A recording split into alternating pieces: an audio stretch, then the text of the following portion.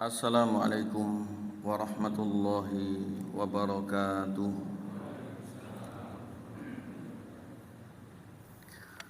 Alhamdulillah, alhamdulillahilladzi qala fi kitabihi a'udzu billahi minasyaitonir rajim.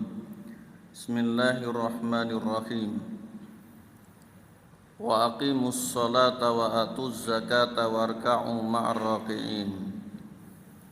Asyhadu an la ilaha illallah wahdahu la syarika lah wa asyhadu anna Muhammadan abduhu wa rasuluh alladzi la nabiyya ba'da sayyidil anbiya'i wal mursalin. Allahumma salli wa sallim wa barik ala nabiyyina Muhammadin wa ala alihi wa ashabihi ajma'in. Amma ba'd.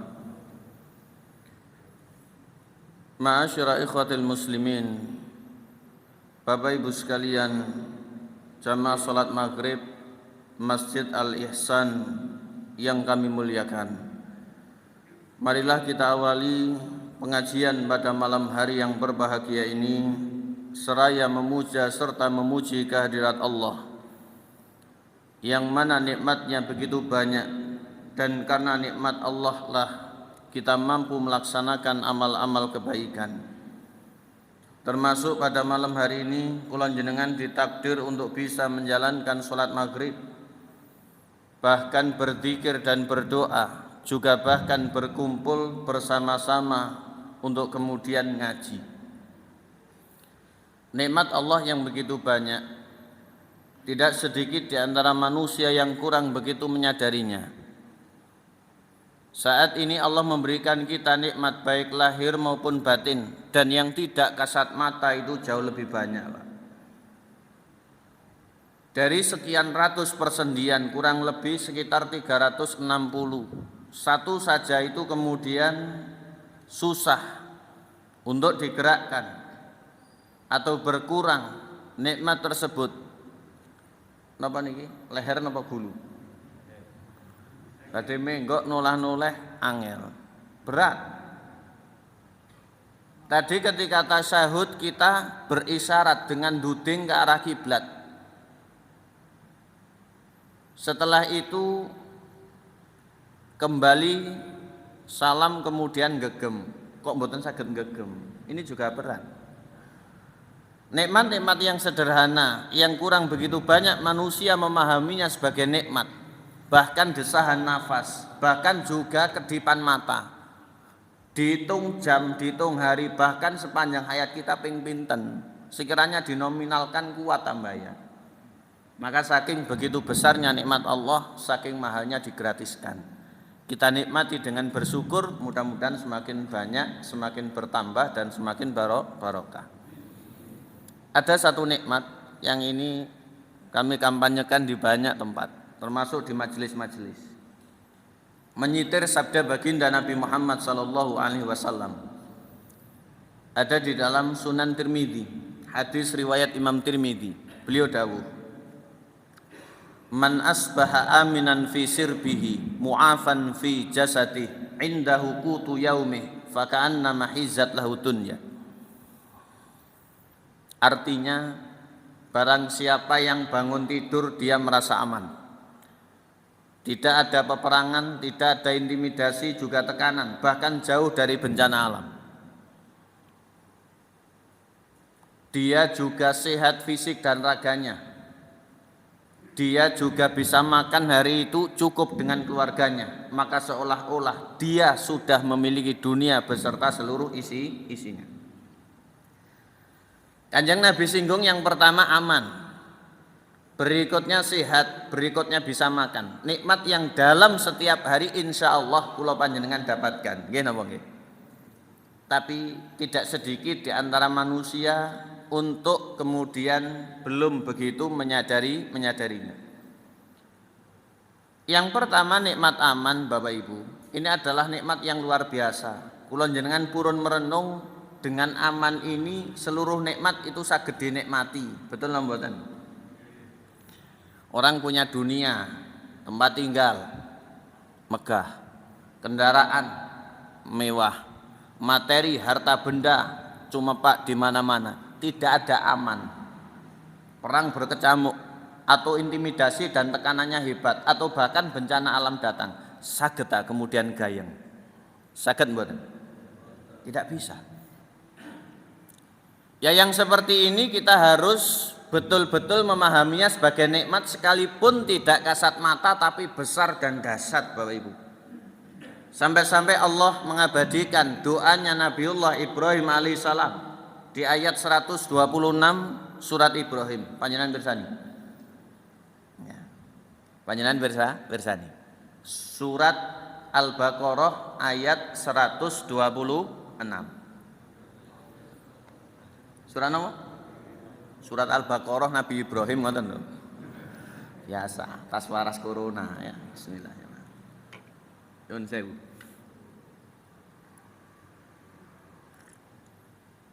Alhamdulillah. Kula lek nginum teng mriki niku wedi ngoten. Dadi gelasnya niku lek dipundhut karena banyunya nimbludak matok gitu ya. Dulu kan pernah ceblok tutupnya. Sehingga trauma ya. Mungkin lain kali bisa dikasih sedotan ya, Mas. Mungkin ya. Wakeh penjaluke sing nom. Saya pernah disuguhi botolan begitu, ndak ada gelas, ndak ada sedotan. Batin kula glogok apa ya pantes. Akhirnya diem enggak saya minum pengajiannya. Ya berarti panitia atau takmir masih amatir ya. Ustadz itu kan ada senior, junior, takmir pun demikian. Kita kembali. Ngapunten apa iku? Ayat 126 surat napa? Al-Baqarah napa Ibrahim? Al-Baqarah Nabi Ibrahim. Panjenengan bersani, Pak. Pas satu lembar sebelum juz 2. A'udzu billahi minasyaitonir rajim. Allah dawuh. Wa idh qala Ibrahimu rabbi ja'al hadza baladan amina warzuq ahlahu minats tsamarati man amana minhum billahi wal yaumil akhir. Qala wa man kafara fa umati'uhu qalila thumma atarruhu ila adzabin nar wa bi'sal masir. Al-ayah. Monggo hartosipun.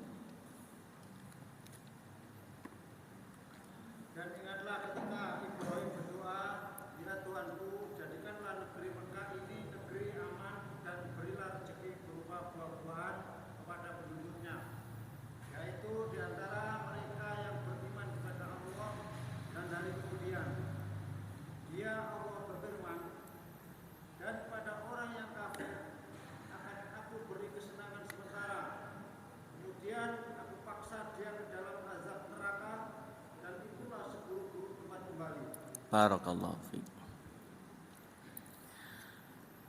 Ayat 126 surat Al-Baqarah. Allah mengabadikan doanya Kanjeng Nabi Ibrahim alaihi salatu wa afdalu taslim. Wa idh qala, dan ingatlah ketika berdoa. Nabi Muhammad yang diberikan wahyu oleh Allah, diberikan wawasan. Kita pun demikian. Manusia itu hukum asalnya adalah jahil. Oleh karena itu diperintah ngilmu. Kalau golongan para nabi dapat wahyu, kita tidak. Maka untuk sampai sanadnya ke sana kita harus ngilmu. Maka apapun caranya kita harus ngilmu. Ada nyantri, ada kemudian ngaji dan macam-macam. Hanya saja antara ngaji dan nyantri niku enak pundi Bapak Ibu? Enak ngaji ya. Ngaji mantun selesai wangsul, nyantri mantun selesai dites. Ini permasalahannya ya. Sehingga nyantri itu enggak sembarang orang sanggup. Siapa yang berdoa? Ibrahimu, subyeknya adalah Nabi Ibrahim alaihissalam. Napa isi dungane? Rabbi ya Allah, ij'al hadza baladan amina, jadikan tempat ini aman, damai, sentosa. Belum ada Mekah saat itu, belum berpenghuni, disebut tempat bukan kota. Setelah memohon aman dan itu diijabah oleh Allah, Nabi Ibrahim bermohon warzuq ahlahu minats tsamarat, berikan penduduk tempat ini kelak ya Allah rezeki, buah-buahan diantaranya. Man amana minhum billahi wal yaumil akhir. tiange sing iman datang jenengan kalih dinten kiamat mawon.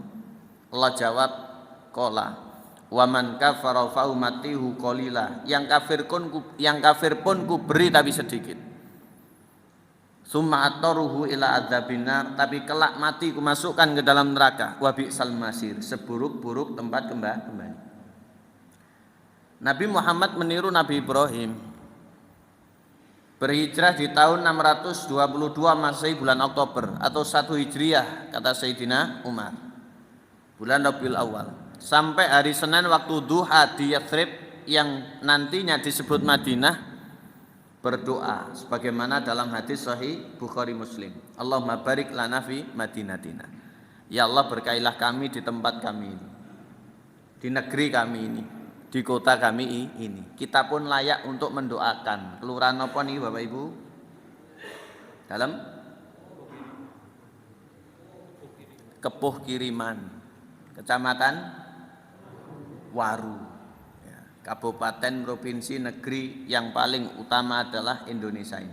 Mudah-mudahan bagaimanapun keadaannya, masyarakatnya tetap dalam kondisi baik, mendapat barokah, pemimpin pun mendapat hidayah petunjuk dari Allah Subhanahu wa ta'ala. Aman sampun berikutnya adalah sehat. Lah niki lho.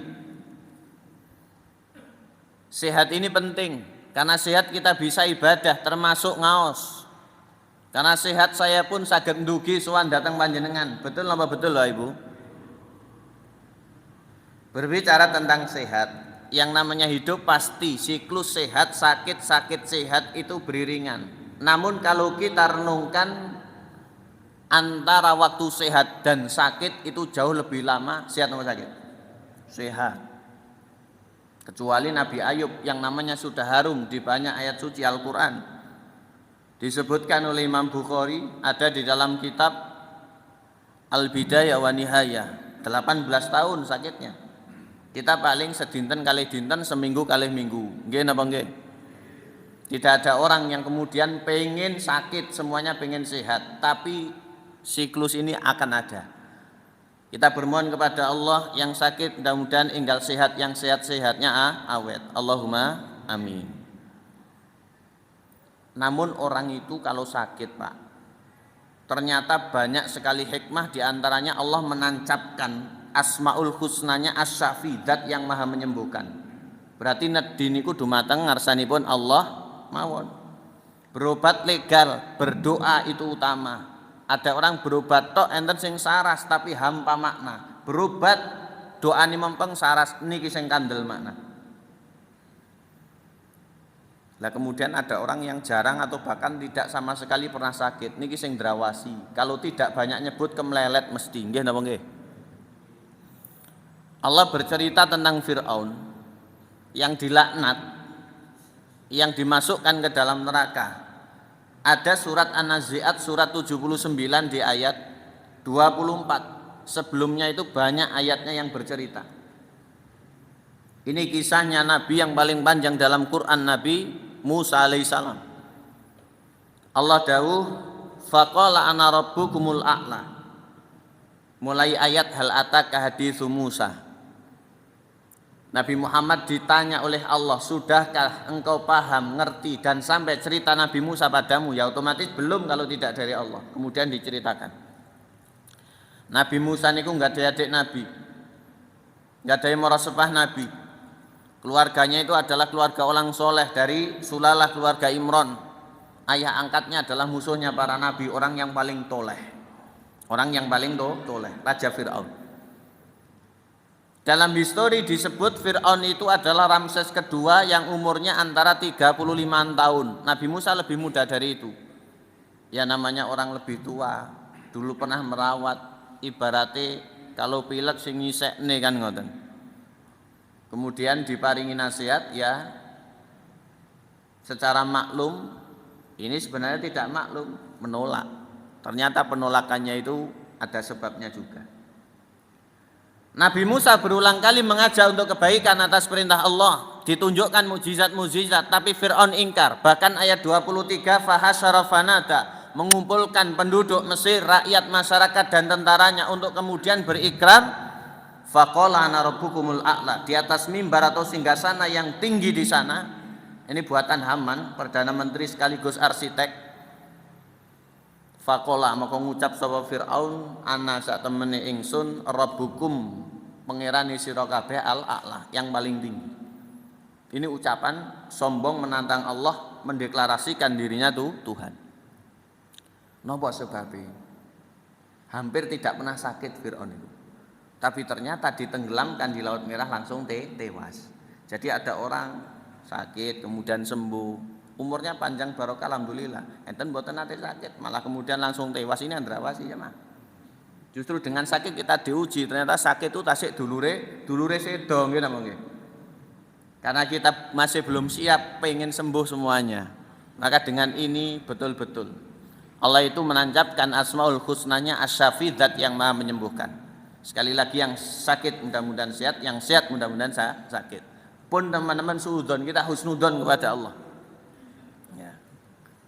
Orang sakit itu diberi ganjaran banyak kalau ikhlas. Orang sakit itu digugurkan dosanya kalau tabah. Orang sakit itu diuji oleh Allah naik tidak selama ini level agama, level iman, dan levelnya dia dalam ilmu. Karena Nabi Dawud dalam hadis Sahih Muslim, idza haballahu abdan ibtalah. Kalau ada orang dicintai oleh Allah, Allah akan mengujinya, diantaranya dengan sakit. Sehingga biasanya semakin lama kita hidup itu sakit semakin sering datang. Mudah-mudahan pahala kita semakin banyak. Tapi sing nom nggih sakit barang ya Mas. Buktinya saya juga pernah sakit. Tapi kita harus husnudzon. Saya mendapat satu pelajaran dari dokter. Pernah saya telepon. Kula nggih rada ndrawasi corona barang niku nggih. Jadi keluarga kami itu kan merasa sakit, kemudian yang saya konsultasikan anak-anak. Saya kira kita ini insya Allah tebal sudah. Nggak usah dipikir, anak-anak itu happy kok Ustaz. 1-2 hari insya Allah sembuh sendiri, nggak usah diobati. Ternyata betul. Harus husnudzon kepada Allah. Banyak pikiran itu sing garai jublek jamaah. Kita kalau sakit tambah fokus ibadah, dan rata-rata tanpa disurvei jajak pendapat menyebut orang kalau sakit itu biasanya semakin eling dan dekat dengan Allah. Betul nggak betul? Tapi napa ndadak ngoten? Kan mboten to? Mu'afan fi jasadih, nikmat termasuk kebahagiaan sederhana tapi ini istimewa, sehat fisik dan raganya. Berikutnya yang terakhir, ketiga, indahuku tu yaumih, punya makan bersama keluarga cukup hari itu. Ini nikmat yang kita dapat di dalam setiap waktu. Bahkan bukan hanya di rumah, di masjid pun banyak makanan. Ini belum Ramadan loh Pak. Kok ganti menu napa pemanasan ngoten lho. Kula pikir Pak. Saya niatnya kan mau pamit, tapi ada roti mungkin tak lenggah sekedap ya. Kita bicara urusan makan. Ulama mewanti-wanti jangan sampai makan ini menjadi tujuan atau himmah hidup kita, karena ini duniawi. Tapi kalau kita jadikan wasalah, inilah yang terbaik. Sebelumnya kita pastikan kehalalan dan kebaikannya. Jangan sampai sekalipun halal nanti ternyata mambu kan mboten bareng. Lah setelah itu dalam prosesinya kita pun tak luput dari basmalah, tangan kanan dan seterusnya. Nanti dalam bentuk kesyukuran, komitmennya untuk bisa menimbulkan yang positif. Sehingga orang berkonsumsi puncaknya untuk kuat ta'abud, ngabdi, ngibadah kepada Allah. Kebalikannya orang bisa makan itu orang tidak bisa. Lah nanti berakibat kaliren, tapi bukan berarti kehinaan. Makanan itu sederhana. Sekalipun orang Indonesia itu cita rasanya tinggi dengan rempah-rempah yang melimpah ruah, ya. Bumbu itu ada di mana-mana. Ibaratnya enten lemper, enten muntu niku tinggal tangani nanti rasanya beda. Ya, bahkan makanan dijual semakin larang niku tempat kita kan semakin rame, semakin antri berjubel, betul tidak sekalian? Teori itu seperti ini di serba metropolitan. Orang dulu yang sudah membeli surga, salafus soleh, para sahabat Nabi, Allah meridhoi mereka radhiyallahu anhu. Sederhana Pak. Sejarawan menyebut Sayyidina Umar minum susu ditinggal dulu madunya dan sebaliknya. Saat ini napa? Tambah gula barang, tambah endok barang dan seterusnya. Kalau minuman kesehatan kan enggak apa-apa, pokok enggak setiap jam. Napa STM, MG. Tapi awas jangan sebagaimana di belakang kendaraan bergerobak niku. STMJ, sholat terus maksiat jalan. Berarti kosong orang seperti ini ya. Bahkan kalau ngerti dosanya bisa lebih banyak. Ada lagi yang sedia bibit bayi mbahmu. Kita lanjutkan. Nikmat berupa bisa makan harus kita jaga, kita syukuri. Kita memang kalau dibandingkan negara yang jauh lebih maju dari tingkat pendapatan dan yang lain, okelah di sana lebih bermutu. Tapi kalau mau mengaca ke negeri-negeri yang menjadi korban penjajahan atau korban perang, longsor, Afrika dan yang semisalnya itu tidak sedikit orang yang mengalami busung lapar. Jangankan roti yang mewah sebagaimana kita. Mungkin ya kulitnya ini kalau bisa didilati. Gelepung mawon diparingi gula niku udah merebutan. Tidak salah sehingga Kanjeng Nabi berdoa, hadis riwayat Imam Muslim, Allahumma inni a'udzubika minal ju' fa innal ju' bi'sad baji. Ya Allah, hambamu berlindung padamu dari rasa lapar. Lapar itu seburuk-buruk keadaan. Orang kalau tidak nyebut pasti luwe niku saged berbuat khilaf. Betul tidak jemaah? Urusan perut niki kalau tidak nyebut, imannya tidak kuat, dia tidak punya muraqabah, selalu merasa diawasi oleh Allah, bisa fatal. Ngerebut, ngerampas, mencuri dan semisalnya, bahkan bisa kufur. Tidak sedikit orang yang berubah keyakinan itu karena urusan perut. Mudah-mudahan kita selalu cukup, dan kami wasiatkan kepada ibu-ibu, kepada putrinya maupun menantunya, upayakan ada atau tidak, sekalipun sangat sederhana, yang penting di rumah itu ada emplok-emplok agar semuanya itu bisa tenang. Saya yakin orang kalau kemudian tidak ada emplok-emplok, dia akan merasa berat. Dan saya tidak yakin di antara jenengan ada yang hari ini tadi baru makan sekali. Nasi putih diwuri garam setengah sendok dengan air putih, mencolot untuk ngibadah di Masjid Al Ihsan. Belum ada ya. Insya Allah belum ada, dan mudah-mudahan tidak akan terjadi. Mudah-mudahan lawin ku enak-enak, bisa wareg dan seterusnya. Amin mboten niki. Tapi bentar lagi puasa loh Pak. Kita akan diajari untuk lapar. Kita lanjutkan Arba'in Nawawi. Kita masih berhenti di hadis yang ketiga tentang rukun Islam, yang sama-sama maklum menurut hadis Sahih Bukhari Muslim, syahadat, sholat, zakat, kemudian haji dan puasa, atau kebalikannya. Kita sampai pada pembahasan haji belum puasa. Mungkin puasa kalau ada kesempatan kita bahas setelahnya lebaran. Karena memang dalam kitabnya seperti itu, sehingga ngelangkai ulama ketika menjelaskan kok sungkan. Haji Bapak Ibu adalah ibadah dan bisa dikatakan ibadah yang lama bila dibandingkan ibadah yang lain. Temponya itu memang seumur hidup kewajibannya sekali, tapi jangkanya itu lama. Berarti ini yang nunggu nggih lama Ustaz. Iya memang.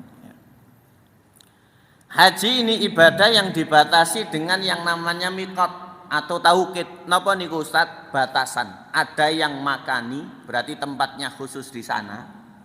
Ada yang zamani, berarti waktunya itu tidak di sembarang waktu. Beda dengan umroh. Sehingga kalau umroh itu sepanjang tahun, haji itu hanya bulan Dzul Hijjah. Walaupun banyak derek kulon jenengan bidale mulai Syawal atau bahkan Selo, Dzulqa'dah. Haji ini ibadah yang harus kita sambil menata niat. Kita husnudzon dengan menunggu yang lama, itu kita harus menata niat. Soalnya niate kaji karena ragate niku awis macam-macam. Betul tidak Bapak Ibu? Ini yang menjadi introspeksi kita semuanya. Jangan sampai kemudian sekedar embel-embel nama, gelar, kenang-kenangan, foto dan yang lain sebagainya.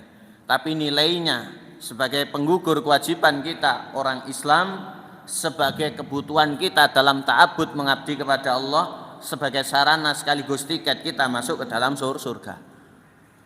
Kajian malam hari ini untuk lebih memunculkan motivasi tentang haji, akan kita pelajari keutamaan yang dijanjikan oleh Allah maupun Rasulullah bagi yang beribadah haji dan umroh atau umroh.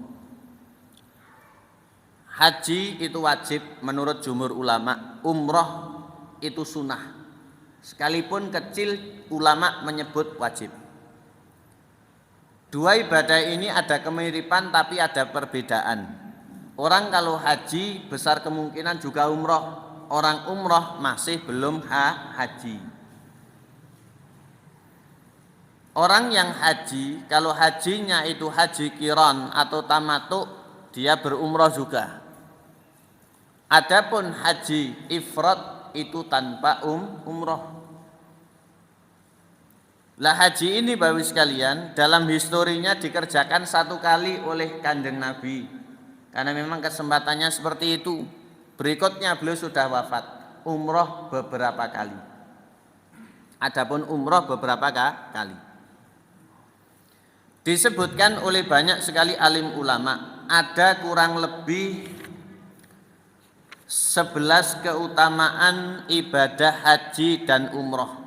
Dan mudah-mudahan seluruhnya kita dapatkan. Kalau tidak jangan sampai satu saja tidak kita dapatkan. Yang pertama, kembali kepada fitrah. Maksud fitrah itu adalah polos sebagaimana dulu baru dilahirkan. Kita ini terus terang sudah terbebani oleh banyaknya maksiat dan dosa. Betul tidak Ibu? Dosa kula njenengan niku kathah. Mungkin kita yang sae karena Allah menutupi aib kita, bukan kok kita sombong, terlalu percaya diri, saking pintere, saking bejone dan yang lain, tidak. Itu karena kasih sayang Allah. Kula niki diceluk ustaz niku nggih sakit karena kasih sayang Allah. Ya.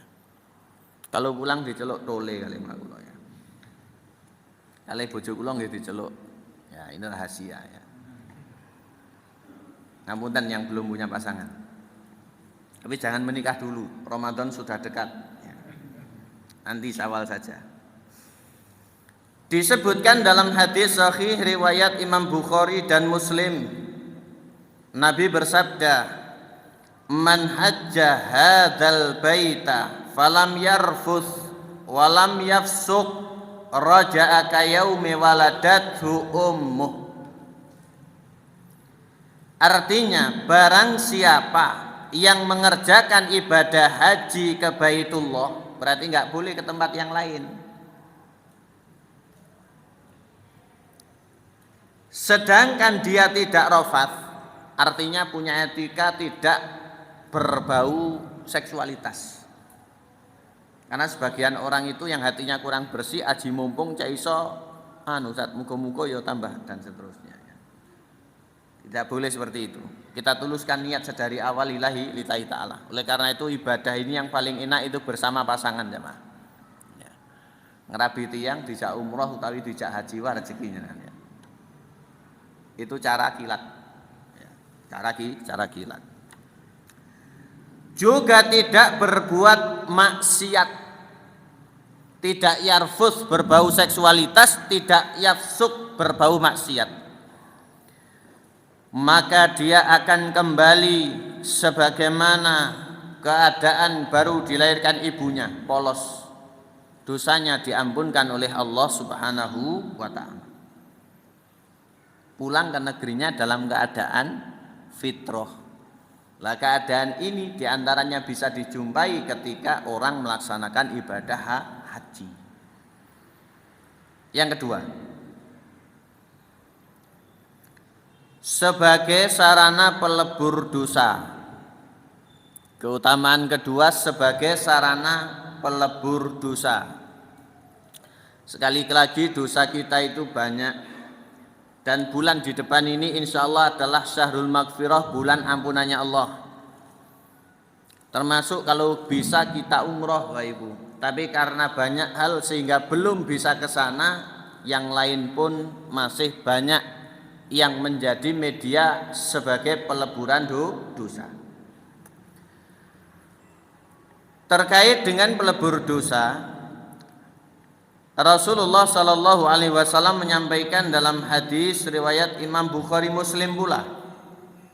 Karena lumrahnya selain para nabi yang tidak maksum itu selalu sekalipun sudah tobat kapok dan insaf tasik mawon bleset dalam keburukan.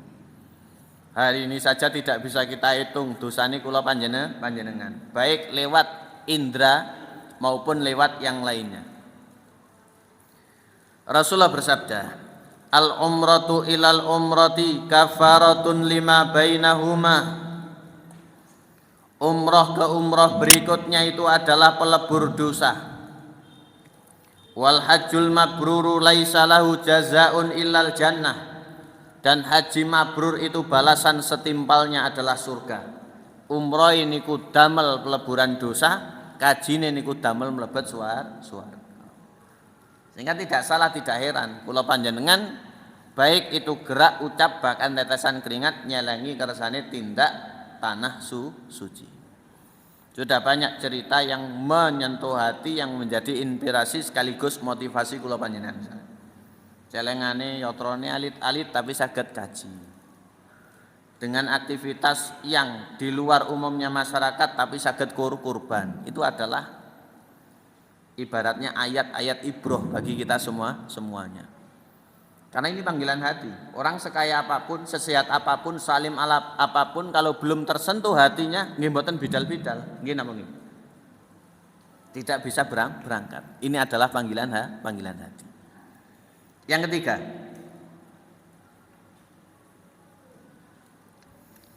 menjauhkan dari kemiskinan dan kemelaratan. Ini termasuk motivasi, dan tidak sedikit yang mendapatkan keutamaan ini. Sekalipun niat kita terbesar adalah lillahi ta'ala, tapi pasti Allah akan memberikan ini. Tapi sebagian menyanggah, ya Ustadz, lek wis iso ngulon berarti sawah Tegal tambaki ombo. Ya tidak mesti. Ada yang nekat. Ada cerita itu orang pas-pasan buka usaha kembang kempis. Ada yang menasihatkan untuk tulus ibadah mereka. Akhirnya modalnya niku kelong untuk ke sana. Sekarang buka cabang banyak. Ada cerita seperti itu. Saged njenengan jajal monggo. Dikutip di dalam hadis riwayat Imam Muslim. Ditambahkan oleh Imam Nasa'i, Nabi yang mulia sallallahu alaihi wasallam bersabda, tabi'u bainal haji wal umrah fa innahuma yanfiyanil faqra wadh-dhunuba kama yanfil kiru khabathal hadid wadh-dhahab wal fiddah wa laysa lil hajjatil mabrurati thawabun dunal jannah. Artinya, iringi haji dengan umroh atau sebaliknya. Jadi orang haji masih boleh umroh, orang umroh kalau belum haji maka harus haji. Kenapa demikian? Karena dua ibadah ini bisa menjauhkan dari kefakiran serta dosa-dosa, sebagaimana alat pembersih api yang menghilangkan karat ada pada besi, emas maupun perak. Nabi memberikan permisalan secara jelas seperti itu. Ibaratnya kikir lah, damel ngikir karat utawi tayenge niku hilang. Dan balasan bagi yang hajinya mabrur adalah surga. Urusan haji urusan berat. Banyak sekali ibadah ini godaannya. Tapi apa Ustadz yang disebut mabrur? Di antaranya it'amut ta'am wa ifsya'us salam. Kondur kaji tambah paweh, kondur kaji tambah blater. Berbaginya semakin meningkat, tegur sapa dengan orang lain semakin sering. Ini haji mabrur. Boten bareng pun kaji angkuh, pun kaji tambah pelit tidak boleh. Pengen balik modal dan yang lain sebagainya. Ya sudah lillahi ta'ala. Lah kalau dihitung-hitung antara haji dan umroh itu banyak yang lebih tertarik untuk umroh. Gimana nggih? Soalnya umroh niku enten plus sih. Kaji kan umumnya reguler. Umroh niku plus. Coba umroh hanya kota suci Mekah Madinah tanpa tur. Sing ibadah mawon. Plusnya Papua Nugini jamaah mau kira-kira. Kukut travel Ustaz. Yang menarik itu kan plusnya itu tadi ya. Berikutnya, nomor pinten? Nomor pinten? Dalam? 3 apa 4 apa 5?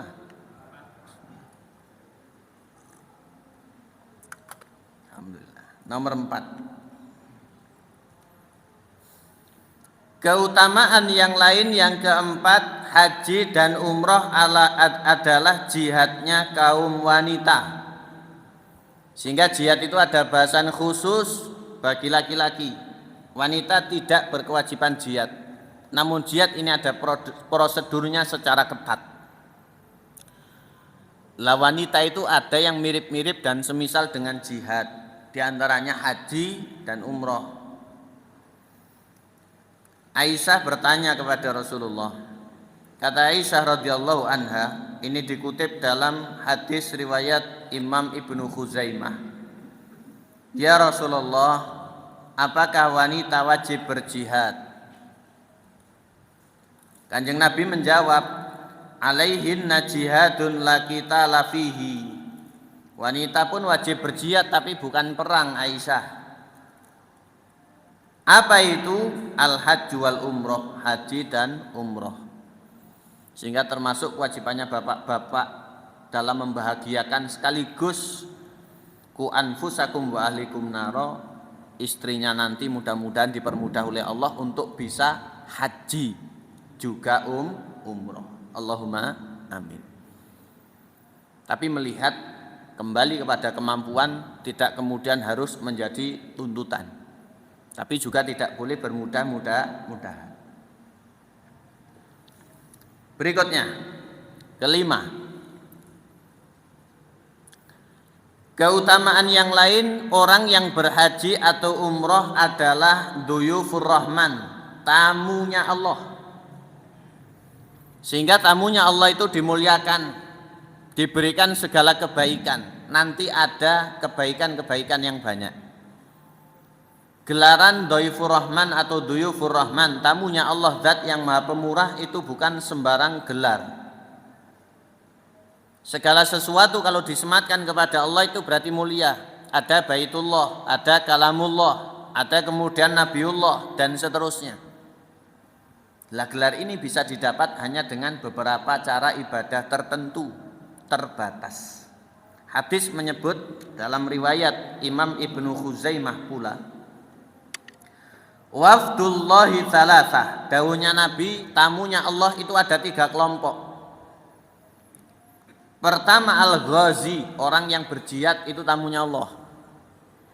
Yang kedua al-haju, orang yang berhaji itu tamunya Allah.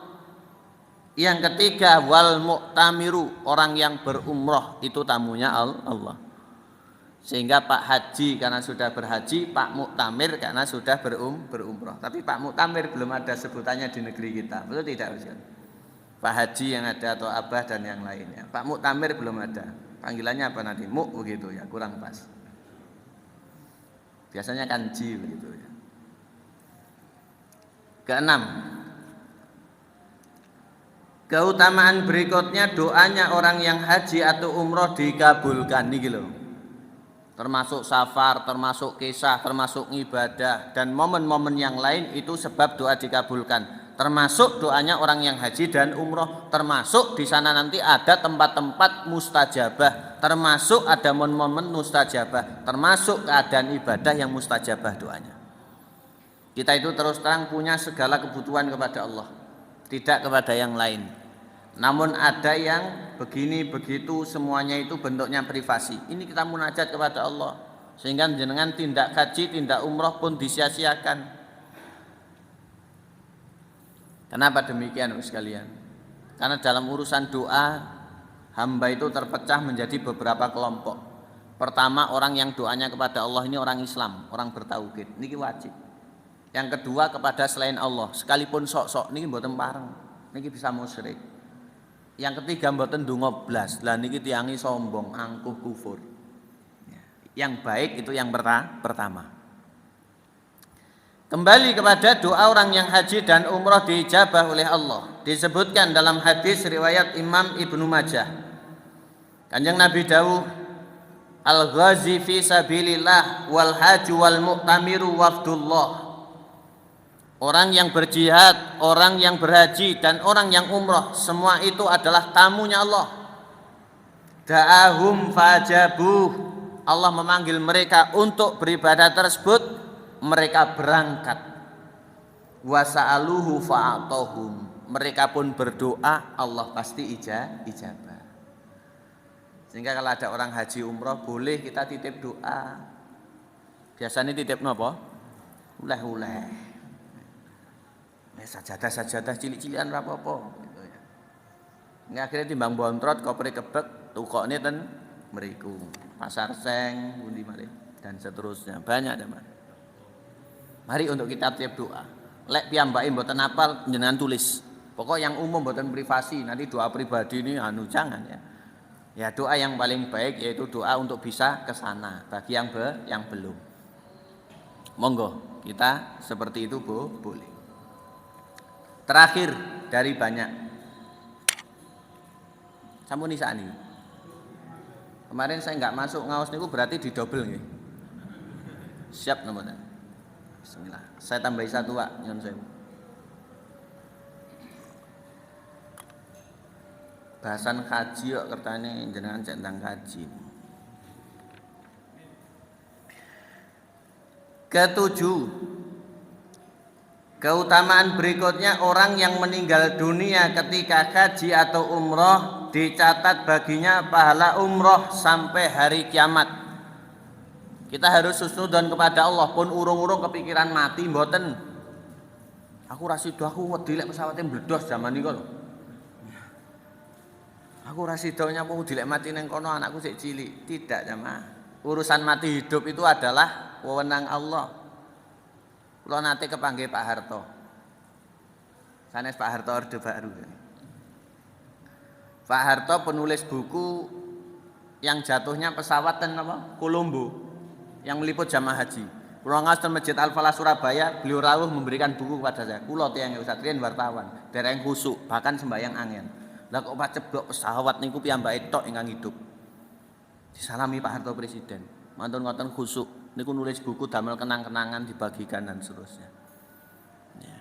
Jadi kalau Allah kehendaki hidup, masih hidup. Tapi kalau kehendaki belum berangkat pun orang bisa meninggal. Disebutkan dalam hadis riwayat Imam Abu Ya'la.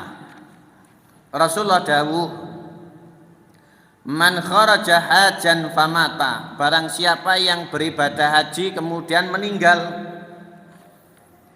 kutiba lahu ajrul haji ila yaumil qiyamah, maka ditulis untuknya pahala haji sampai hari kiamat. Sepindah tok tapi terus pahalanya niku lho.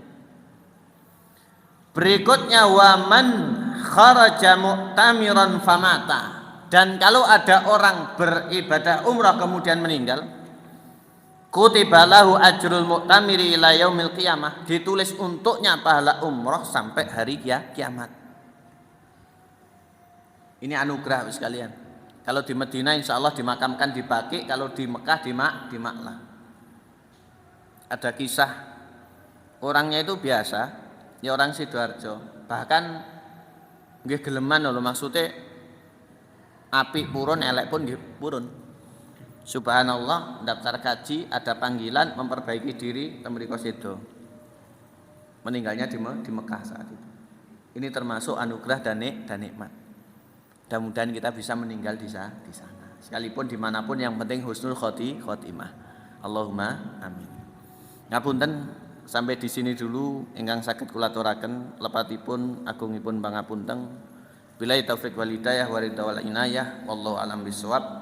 Kita usaikan dengan bacaan istighfar majelis. Subhanakallahumma bihamdika asyhadu alla ilaha illa anta astaghfiruka wa atubu ilaik. Assalamualaikum warahmatullahi wabarakatuh.